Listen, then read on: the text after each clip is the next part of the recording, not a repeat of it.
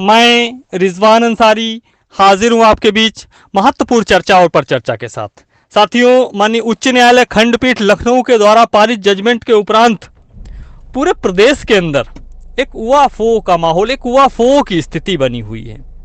पूरे प्रदेश से तमाम साथियों के फोन कॉल्स और मैसेजेस हमें प्राप्त हो रहे हैं। हम पूरे के पूरे मामले पे लगातार नजर बनाए हुए थे। हम हमारे वकीलों के संपर्क में लगातार बने हुए थे, लखनऊ से लेकर दिल्ली तक। हमारी टीम कॉन्फ्रेंसिंग के जरिए घंटों घंटों लंबी चर्चा और मंथन पूरे के पूरे मामले पे कर रही थी। पूरे के पूरे जजमेंट पे कई कई बार अध्ययन करने के बाद हमने और हमारे वकीलों ने यह पाया कि जजमेंट में कई प्रकार की खामियां और कई प्रकार की कमियां हैं। तमाम जगह पे कानूनों को, नियमों को दरकिनार करते हुए जजमेंट को पारित किया गया है। हमारी टीम ने, चूंकि भारतीय संविधान हमें यह अधिकार देता है कि यदि आप किसी न्यायालय के द्वारा पारित जजमेंट से पूर्णतया संतुष्ट नहीं है तो उसके उच्च सदन में, उच्च जो न्यायालय हैं, वहां पे आप अपील दायर कर सकते हैं। सिंगल बेंच में हम जीते थे, हमारा विपक्ष उसे संतुष्ट नहीं था, उन्होंने डबल बेंच में अपील दायर की, उनको वो अधिकार था। साथियों, हमारी टीम ने सर्वसम्मति से यह निर्णय लिया है कि भारतीय संविधान जो हमें संवैधानिक अधिकार देता है, उसी अधिकार के तहत हम भारतीय न्याय व्यवस्थापिका के सर्वोच्च न्याय मंदिर, माननीय सर्वोच्च न्यायालय में अपील दायर करने जा रहे हैं। साथियों, हमने जब पूरे के पूरे जजमेंट पे नजर दौड़ाई, पूरे के पूरे जजमेंट का जब अध्ययन किया तो तमाम चीजें मिली, पूरे प्रदेश को भी मिली होंगी। हम उन पे चर्चा नहीं करना चाह रहे हैं इस समय, लेकिन मैं जरूर चर्चा करूंगा ऑपरेटिंग पार्ट पे। ऑपरेटिंग पार्ट ये कहता है कि स्टेट की जो अपील है वो अलाउ है, मतलब हम लोग हारे हैं। साथियों, मैं चूंकि लीड कर रहा था सिंगल बेंच से लगा के डबल बेंच तक, अपनी टीम की तरफ से मैं स्वयं अपने कंधों पे, अपने सिर पे इस हार का जिम्मा लेता हूं। साथियों, हार का जिम्मा लेना एक बड़े जिगर का काम होता है। हार से दुबक कर बैठ जाना वो कायरता कहलाता है। हार से सीखकर आगे बढ़ना और जो गलतियां आपने की हैं उनको भविष्य में न दोहराना, अगर आप ऐसा कार्य करते हैं तो निश्चित ही परिणाम आपके अनुकूल, आपकी सोच के अनुरूप आपको प्राप्त होंगे। ऐसा ही हमने अहद और संकल्प लिया है। जो गलतियां, जो कमियां हमसे हुई या स्थितियों परिस्थितियों के अनुसार हुई, उन गलतियों को हम भविष्य में दोहराने नहीं जा रहे हैं। हम बात तो नहीं करना चाहते हैं जो बीत गया है, लेकिन जरूर मुझे याद आ रहा है जब एक किसी बेंच विशेष में सुनवाई चल रही थी, कुछ दिनों के लिए वो बेंच नहीं बैठ रही थी। उस समय एप्लीकेशन देके और कई तरह से हमारे ऊपर ये आरोप लगाया गया था कि हम भर्ती को लंबा खींचना चाह रहे। वास्तव में हम भर्ती को लंबा नहीं खींचना चाह रहे थे, हम आपके साथ भर्ती को चाह रहे थे। उस समय हमारी सोच कुछ और थी, लेकिन दबाव में, प्रभाव में हमें वो निर्णय लेना पड़ा था। जिन वकीलों ने, जिस वकीलों के पैनल ने आपको सिंगल बेंच में हमें विजयश्री दिलवाई थी, उन वकीलों को किन परिस्थितियों में हमें पवेलियन में बिठाना पड़ा था, यह आपसे छुपा नहीं है। बहरहाल, हम उन बातों पे नहीं जाना चाहते हैं, उसे मुद्दा नहीं बनाना चाहते हैं, उन पे चर्चा और परिचर्चा भी नहीं करना चाहते हैं। हम केवल इतना कहना चाहते हैं कि जो गलतियां, जो कमियां हमसे हुई, उन कमियों को हम भविष्य में दोहराने नहीं जा रहे हैं, कदापि नहीं जा रहे हैं। हम किसी भी प्रकार के दबाव में, किसी भी प्रकार के प्रभाव में, किसी भी स्थिति में नहीं आने जा रहे हैं। ऐसा संकल्प, ऐसा निश्चय, ऐसा नियम हमारी टीम ने अपने लिए, खुद के लिए बनाया है। कुछ कानून हमने अपने लिए निर्धारित किए हैं, कुछ सीमाएं हमने अपने लिए, कुछ रेखाएं हमने अपने लिए खींच दी हैं कि इनके बाहर अब हमें नहीं निकल के जाना है। साथियों, जब आप देखेंगे, पूरे के पूरे मामले पे नजर डालेंगे, माननीय कोर्ट के जजमेंट में लिखा गया है कि 1972 का जो 19 का रूल 1 है वो ये कहता है कि राज्यपाल को पावर है समय समय पे संशोधन करने का, और उसी हिसाब से उन्होंने 23वां 24वां 25वां संशोधन किया। माननीय कोर्ट यह लिखना भूल गई कि उसी का नियम 2 भी है, 19 का नियम 2 भी है, जो यह कहता है कि किया गया संशोधन उसी तिथि से लागू होगा। हमने माननीय न्यायालय में रिटर्न सबमिशन के रूप में, मुझे याद है 51 जजमेंट थे, उनका एक पूरा का पूरा बंडल जो 700 से ज्यादा पेज का था वो दाखिल किया था, जिसका एप्लीकेशन नंबर भी हमारे पास में। उस पूरे के पूरे 700 पेज से एक भी पॉइंट, एक सिंगल वर्ड पूरे जजमेंट के अंदर नहीं लिखा गया। उन्होंने बीएड को जो संख्या थी वायलेट करने के लिए उनकी बातों को तो कंसीडर किया, लेकिन हमने जो तर्क दिए थे उन तर्कों को लिखा ही नहीं गया जजमेंट के अंदर।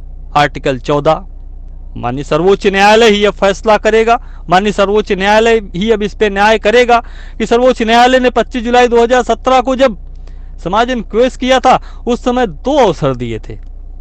उन दोनों अवसरों में दोनों अवसर 2 अभ्यर्थियों के लिए समान होने चाहिए। यदि अवसर समान नहीं है तो ये एक प्रकार से आर्टिकल जो 14 है भारतीय संविधान का जो मौलिक अधिकार है उसका उल्लंघन है, उसका हनन है। और किसी भी नियमावली, किसी भी कानून और किसी भी सरकार, किसी भी कोर्ट, सबसे ऊपर होता है संविधान और संविधान के आर्टिकल। साथियों, हम आपको आश्वस्त करते चलें कि अंततः विजय श्री हमारी ही होगी, अंततः विजय श्री को हम ही वर्ण करेंगे। आपके लिए या एक नौकरी का सवाल, आपके लिए एक अदद भविष्य का सवाल, आपके लिए एक अदद जीविका का सवाल है। आपकी मनोदशा, आपकी स्थिति को भी हम भली भांति समझते हैं, परखते हैं, जानते हैं, अच्छी तरीके से हम महसूस कर सकते हैं आपके दर्द को। जीवन के इस पड़ाव में जहां पर आप हैं वहां पर इस प्रकार का मोड़ आना अपने आप में ही चिंता का विषय होता है। लेकिन आपको यह विचार करना होगा कि आपके लिए एक अदद नौकरी का सवाल है, हमारे लिए 2 रीजन है। एक अदद नौकरी के साथ साथ हमारी टीम के जो मान सम्मान और जो आत्म सम्मान था, जो हमारा आत्म गौरव था, कहीं ना कहीं उसको चोट लगी है और आत्म सम्मान हमारा गिरा है। वो उस आत्म सम्मान को पुनः जीवित करने के लिए हमें प्रत्येक दशा में, किसी भी सूरत में माननीय सर्वोच्च न्यायालय से विजय श्री प्राप्त करनी ही करनी होगी। साथियों, हम माननीय सर्वोच्च न्यायालय में दाखिल हो रहे हैं, हमारा कार्य अंडर प्रोसेस है। आप यकीन कर सकते हैं कि सर्वोच्च न्यायालय की सबसे बेहतर टीम, उत्तर प्रदेश का कोई भी सर्विस मैटर उस टेबल से गुजरे हुए बिना माननीय सर्वोच्च न्यायालय में दाखिल नहीं होता है। वो पैनल आपकी ड्राफ्टिंग का कार्य कर रहा है और पूरी रात जग के कार्य किया गया है। साथियों, हम बेहतर से बेहतर देने का प्रयास अवश्य करेंगे, लेकिन इस बार के नियम कुछ अलग हैं। इस बार हम किन वकीलों को लाएंगे, हम किस प्रकार से बहस करेंगे, हमें क्या बोलना है और किस प्रकार से लड़ाई को लड़ना है, वो हम निर्धारित करेंगे। हम और हमारी टीम, हमारे वकील ये डिसाइड करेंगे कि किस समय हमें क्या डिसीजन लेना है। वो सारे डिसीजन लेने के लिए हम स्वतंत्र हैं और हम आपसे केवल यह अनुरोध और अपेक्षा करते हैं कि आपको हमें फ्री हैंड देना होगा। ठीक वैसे ही जैसे बॉर्डर पे अगर आपका सिपाही खड़ा है और उसे खुली छूट दे दी जाए, उसके राइफल को खुला छोड़ दिया जाए, तो यकीन जानिए एक भी घुसपैठिया सीमा क्रॉस नहीं करके अंदर नहीं आ पाएगा, सीमा क्रॉस नहीं कर पाएगा। आप यकीन जानिए।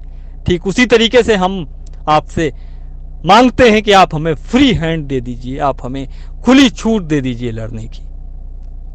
और मैं कहना चाहता हूं हमारे उन तमाम जो साथी हैं जो विजय के जश्न में डूबे हुए हैं, हमारे गांव में एक कहावत है, कि बकरे की जवानी 2.5 दिन की होती है, वो भी 1.5 टांग पे कूदता है। सोमवार, बुध या शुक्र को बाजार लगती है और उसकी जवानी खत्म हो जाती है। साथियों, हम 2 प्लान पे काम कर रहे हैं। एक प्लान ए जो आप जानते हैं, माननीय सर्वोच्च न्यायालय में दाखिल होना, पूरी प्रोसेस, प्रक्रिया। दूसरा एक बी प्लान है जो यदि सक्सेस हुआ तो अपने आप में आपको पता चल जाएगा जिस समय सक्सेस होगा। उधर भी हम प्रयास और प्रयत्न कर रहे हैं, बी प्लान पे भी हम कार्य कर रहे हैं सुप्रीम कोर्ट से इतर। साथियों, हम पूरे के पूरे मामले पे आपकी जो मनोदशा है उसको भी समझते हैं, क्योंकि इलेक्ट्रॉनिक मीडिया, सोशल मीडिया पे लगातार आ रहा है 1 सप्ताह, 10 दिन, 5 दिन, 7 दिन, ये प्रक्रिया वो प्रक्रिया करने की बातें आ रही हैं, भर्ती करने की बातें आ रही हैं। साथियों, कुछ ना कुछ कमियां रह गई हैं, विपक्ष को भी पता है, और उनको छुपाने के लिए जल्दबाजी में कोई ना कोई गलती अवश्य करेंगे, क्योंकि चोर जब चोरी करता है और जल्दी जल्दी में भागता है तो कोई ना कोई गलती कर जाता है। हम भी कुछ इंतजार में हैं, आप कुछ एक्शन लीजिए, आप कुछ भी करिए, कहीं ना कहीं हमारे लिए अर्जेंसी साबित होगा। अर्जेंसी साबित करने में हमारा विपक्ष ही हमारी सहायता करेगा, या आप इतना ध्यान कर लीजिए। साथियों, हम आप सभी से यह अनुरोध, अपील करते हैं, क्योंकि इस समय कोविड-19 चल रहा है, पूरी देश और दुनिया में महामारी चल रही है। फिजिकल डिस्टेंसिंग का पालन करते हुए आप अपने परिवार में, अपने घर में सुरक्षित रहिए। सोशल डिस्टेंसिंग मत करिए, फिजिकल डिस्टेंसिंग रखिए। अपने परिवार के बच्चों को अपना कीमती समय दीजिए। और मैं पुनः आपसे आज कहने की स्थिति में हूं कि स्वस्थ रहिए, मस्त रहिए, व्यस्त रहिए। क्यों? क्योंकि एक टीम है जिसने आपकी इस लड़ाई को लड़ने का बीड़ा उठाया है। लेकिन इस बार के नियम कुछ अलग हैं, क्योंकि डबल बेंच में कुछ ऐसा हुआ था कि हमें दबाव में, मजबूरी में आना पड़ा था। वो हमारी मजबूरी, अगर हम वही करेंगे तो हमें फिर से दबाव में आना पड़ेगा। इसलिए टीम ने, हमारे अधिवक्ताओं ने सब विचार विमर्श करके यह निर्णय लिया है कि हम हमारे पिटिशनर्स की ही बात वहां पे रखेंगे और उनके प्रति ही हम जवाबदेह होंगे। जो हमारे याची होंगे, हम उनके प्रति ही उत्तरदायी होंगे, और जो भी सूचनाएं होंगी हम समय समय पर हम हमारे याचियों को, याची ग्रुप में उन सूचनाओं को उचित तरीके से प्रेषित करने का कार्य करेंगे। अन्य किसी के प्रति हम उत्तरदायी नहीं होंगे, हम जवाबदेह नहीं होंगे। जो भी डिसीजन, जो भी निर्णय होगा वह सर्वसम्मति से हमारे याचियों और हमारा होगा। हम किस समय क्या करेंगे, हम किस वकील को लेके आएंगे, किस वकील को उतारेंगे, आप यकीन जानिए कि हिंदुस्तान के बड़े से बड़े वकील को हम माननीय सर्वोच्च न्यायालय में उस कोर्ट के अनुरूप लाएंगे, चेहरे के अनुरूप नहीं। उस कोर्ट में किस वकील को, किस कोर्ट में महारत हासिल है, उस हिसाब से हम वकील को एंगेज करेंगे जिस कोर्ट में हमारा मुकदमा लगेगा। और जिस भी वकील पे हम उंगली रख देंगे, क्योंकि हमारी टीम, सुप्रीम कोर्ट की टीम इतनी सशक्त है कि जिस भी वकील पे हम उंगली रख देंगे वो वकील हमसे एंगेज होगा। इतना हम आपको विश्वास दिलाते हैं। साथियों, हम समय समय पे आपके बीच उपस्थित होंगे, समय समय पे हम आपके बीच आने का प्रयास और प्रयत्न भी करते रहेंगे। हम तमाम उन साथियों को पुनः यह बता देना चाहते हैं कि आप बिल्कुल भी हैरान और परेशान ना हो, बिल्कुल भी निराश ना हो। आप ऐसे समझ सकते हैं कि 3 मैच का एक गेम हो रहा था। एक मैच हमने जीता, एक मैच विपक्षी टीम ने जीता, फाइनल मैच सुप्रीम कोर्ट में होना है। आप जानते हैं, शुरू से जानते थे, जब सिंगल बेंच में केस गया था, हम भी जानते थे, आप भी जानते थे, पूरा प्रदेश जानता था कि इसका फाइनल डिसीजन माननीय सर्वोच्च न्यायालय की दहलीज से ही होना है। एक मैच हम सिंगल बेंच जीत चुके हैं, डबल बेंच हमारे विपक्ष ने जीता है। फाइनल जजमेंट माननीय सर्वोच्च न्यायालय से होना है। और सिंगल बेंच में बैटिंग हमने की थी, हमारे अधिवक्ताओं ने की थी, हम जीते थे। डबल बेंच में बैटिंग विपक्ष के अधिवक्ताओं ने की, वो जीते हैं। मानी सर्वोच्च न्यायालय में बैटिंग एक बार पुनः हमारे अधिवक्ता करेंगे, मतलब हमारे अधिवक्ताओं को बोलने का मौका मिलेगा।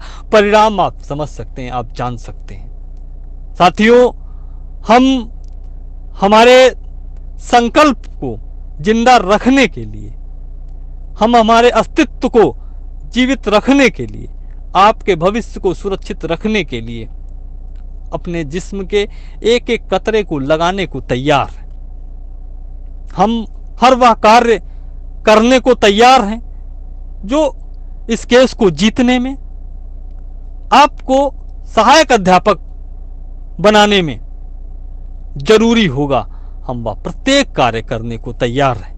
इसलिए भी हम आपसे कह सकते हैं कि आप निश्चिंत रहें, क्योंकि हम अपना बेस्ट से बेस्ट जितना हम कर सकते थे उससे भी एक कदम आगे जाकर बेस्ट से बेस्ट करने का प्रयास और प्रयत्न करने जा रहे हैं। हम तमाम साथियों को यह भी अवगत करा दें, हम सार्वजनिक रूप से आर्थिक सहयोग नहीं प्राप्त कर रहे हैं। हम हमारे याचियों के सहयोग के दम पर ही माननीय सर्वोच्च न्यायालय में जा रहे हैं। शीघ्र ही आपको एक पोस्ट के माध्यम से यह अवगत करा दिया जाएगा याची प्रोसेस क्या है। जो साथी स्वेच्छा से हमारे साथ जुड़कर कंधे से कंधे मिलाकर माननीय सर्वोच्च न्यायालय में रहना चाहते हैं वह हमारे साथ आ सकते हैं। जिन साथियों को यह लगता है कि हमारा कार्य सही नहीं है, जिन साथियों को यह लगता है कि वो हमसे बेहतर कर सकते हैं, तो उन साथियों का भी हम स्वागत करते हैं। वह अपने स्तर से प्रयास कर सकते हैं, क्योंकि प्रयास सभी के कहीं ना कहीं हमारे विजय श्री में सहायक होने ही चाहिए। और प्रदेश में तमाम ऐसे साथी हैं, तमाम ऐसे लोग हैं जो अपने अपने स्तर से प्रयास भी कर रहे हैं। हम उनसे भी एक निवेदन, हाथ जोड़कर निवेदन करना चाहते हैं, क्योंकि ये प्रदेश के आम शिक्षा मित्र के जीवन से जुड़ा हुआ मामला है। जल्दबाजी में कोई भी निर्णय, कोई भी कदम ना उठाया जाए, क्योंकि एक मकान बनाते समय उसकी जो नींव होती है जितनी मजबूत होगी उतना ही मजबूत मकान हम उस पर खड़ा कर सकते हैं। किसी भी केस में उस केस की जो याचिका होती है, उसकी ड्राफ्टिंग होती है, नींव होती है, जितनी मजबूत वो नींव होगी उतना ही मजबूत वो मकान तैयार होगा। इसलिए जो भी साथी अपनी याचिका तैयार करें, हम जो याचिका ड्राफ्ट कर रहे हैं वो याचिका अपने आप में बेमिसाल होगी, आप निश्चिंत रहिए। लेकिन हम अन्य साथियों से भी अनुरोध करेंगे कि आप जल्दबाजी में कोई ऐसा कदम ना उठाएं जिसका कि हमें दुष्परिणाम मिले। तमाम साथियों से हम यह भी आग्रह अनुरोध करेंगे।